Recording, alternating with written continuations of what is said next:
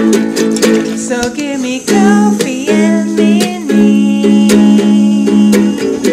Aujourd'hui, un café and mini spécial puisque c'est un thé and mini et Dr Pepper and mini car nous avons une invitée de marque, la navigatrice Samantha Davis qui est aussi la marraine de mon bateau. Bienvenue à bord Sam. Merci Stan. Tiens, ta petite... Wow, en plus c'est dans un tasse Ah bah ouais, on a fait en ça porcelaine. bien. On fait ça bien sur mon mini. Trop classe. Bon, Sam, ça te fait quoi de revenir sur un mini? C'est trop bien. C'est trop ça bien. Fait les petits souvenirs. Ça fait longtemps que j'ai pas fait du mini. Ouais. Et j'ai des super souvenirs de 2001 quand j'ai fait du mini. Toi, c'était en 2001 donc. Oui. C'était il y a 16 ans. Ouais. T'étais toute jeune, t'avais quel âge? Ouais, donc j'avais 26 ans. D'accord. On n'avait pas le droit aux infovents. C'était beaucoup plus à l'ancien. J'avais le GPS quand même, donc je suis pas aussi vieille que ça. C'était quel bateau toi? Et moi j'avais le numéro 276 qui navigue plus en ce moment. C'était un proto du coup? C'était un proto, Andrew Cape Design, un Australien. Il n'y a que un design par lui. Et que le tien? C'était un petit bateau, j'avais un peu de mal au portant parce qu'il n'avait pas beaucoup de stabilité. D'accord. Mais il allait très vite, surtout après dans le piston. Ok, un peu comme mon bateau quoi. On a un point commun. Et bon, du coup on a fait The Bridge ensemble. Et tu m'as raconté que toi tu avais aussi fait une belle nave avant de faire ta mini en fait. Avant le mini, ouais, le premier gros nave que j'avais fait un tour du monde, un trophée Jules Verne sur un petit coque, un catamaran de 92 pieds. D'accord. C'était mon premier vrai job en course au large en tant que professionnel dans le voile. J'avais 22 ans et malheureusement on a dimaté avant le capot. Puis le point de Nemo, donc j'ai pas fini mon premier tour du monde. Toi ta mini elle allait où du coup? Elle partait d'où? Elle allait où? Elle partait de La Rochelle avec une escale à Lanzarote, avec une arrivée à Salvador de Bahia. Il y a un énorme paquet d'algues juste devant nous. C'est pas les sargasses mais presque. Oui, La Rochelle, Lanzarote, Salvador de Bahia. Salvador de Bahia. C'était le premier arrivé à Salvador, le premier mini qui allait là-bas. Et tu fais quoi comme course? Comment t'étais toi? J'ai fini 11e au général. J'ai fait vraiment une étape pas terrible, la première étape. Ouais. Je comprenais rien. J'étais tout nouveau à tout. La voile en solitaire, moi j'avais déjà fait du tour du monde, mais comme équipière, comme numéro 1. Ouais. Donc en métier, navigation, tout ça, je connaissais rien. Et quand je te remonte ça du coup? Oui. C'est mon papa qui a pris cette photo-là. Ça c'est l'arrivée ça. Trop heureuse, trop fière d'arriver parce que c'était pour moi, et ça reste toujours, je pense pour moi, la course la plus dure que j'ai jamais faite. Oui, c'est ce que tu me disais, c'était plus dur que Vendée Globe. Oui, plus dur que Vendée Globe, plus dur que le Volvo, Parce que c'était ta première course en solo? Oui, c'était la première course en solitaire et je pense vraiment le mini il faut que tout le monde passe par là parce que c'est là que tu apprends plein de choses. Et sur toi et sur le bateau quoi. Je pense que le fait que tu es vraiment tout seul, pour moi c'était la première course en solo, la première transat, donc la première fois je passe plus que 9 jours parce qu'après le qualif c'est Oui. Il y avait déjà la qualif qui était en place? Oui. D'accord. Mais de passer autant de temps et nous on passait le poteau noir et d'être coupé du monde, j'avais plus personne près de moi pour parler en VHF, on n'a pas de téléphone, on est vraiment tout seul, donc c'est une sensation de oui, si quelque chose passe, il faut que je me débrouille tout seul, mais quand on fait ça, en même temps, on apprend sur soi-même qu'on est capable de beaucoup plus. Ouais. Mais j'avais des super moments de solitude où je pensais que je vais rester dans le poteau noir pour ma vie. Là cette année nous on ne passe pas, mais ouais c'est vrai, ça doit être quelque chose. Ouais. Et je me rappelle, il y avait celui qui a gagné les séries. L'année que j'ai fait, et il m'a un peu sauvé dans le poteau noir parce que c'est là où je l'ai croisé, Olivier de Sport. D'accord. Donc j'ai trouvé quelqu'un pour parler avec, heureusement il parlait anglais. Et il m'a boosté un peu le moral et je pense que c'est à lui que je suis arrivée à Salvador. D'accord. Ton plus beau souvenir de la transat c'est quoi? J'ai plein de beaux souvenirs.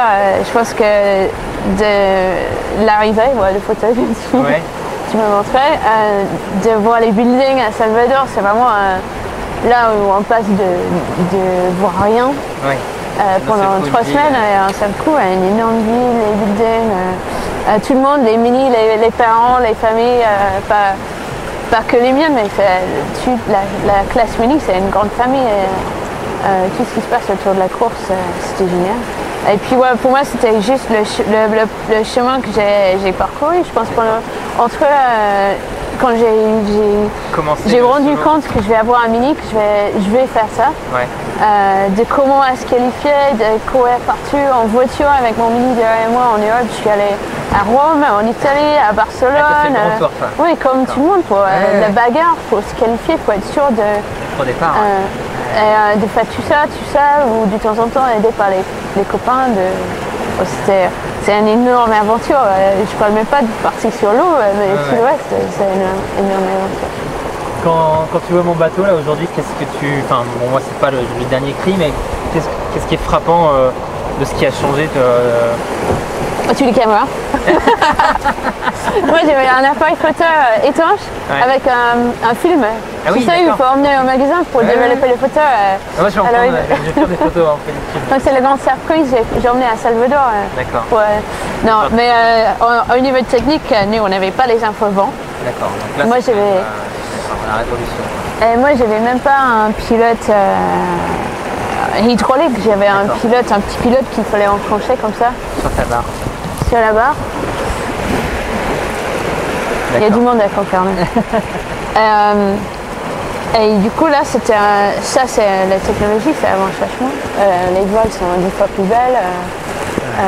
Même si j'avais des belles voiles. Tu avais des belles voiles.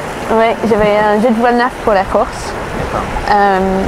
Mais je pense que la technologie avance et il y a plein de choses qui fait que c'est un peu plus facile, comme on parlait des constructeurs. Je vais pas partir à hauteur. Non, on va pas faire ça. Avec les algues, on a serpent. Ça tire un peu, je vois que ça vide. Ouais. Oui, les constructeurs, mais même ça, c'est une art. Tout ça, ça fait que le bateau, il doit sûrement être plus léger en plus, même si c'est une bateau de tirée. Si tu avais un conseil à donner à tous ceux qui font la Transat cette année, que ce soit technique ou n'importe quoi, ce serait quoi De profiter. Ouais. De rien oublier. Non, de l'expérience. T'avais oublié des trucs toi sur ta course? Non, juste de rien. Moi, des fois, je me rappelle surtout au début, quand je commençais mon premier tour du monde, les premières nappes sur un gros bateau, il y avait tellement de choses à apprendre. Chaque fois à la fin des navigations, je dis mais j'ai oublié des choses, j'ai pas demandé telle chose à telle personne. C'est ça de profiter du dessus, parce que je sais que tout le monde qui fait cette mini cette année savent tous que c'est pas évident d'être là sur la ligne de départ.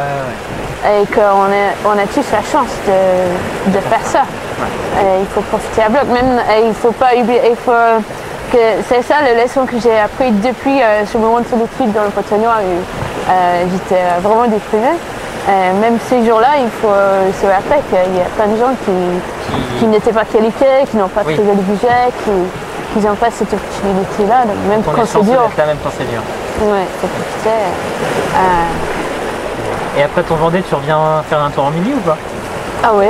Tu refais une mini en proto aujourd'hui? Non, quand j'ai fini le mini, je disais plus jamais je fais ça. Jamais.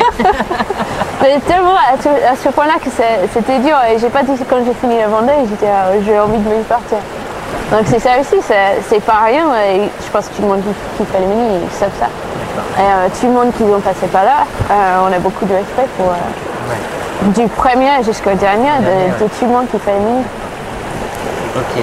Bon, et apparemment tu seras sur l'eau pour le départ de la Rochelle. Oui, on va venir.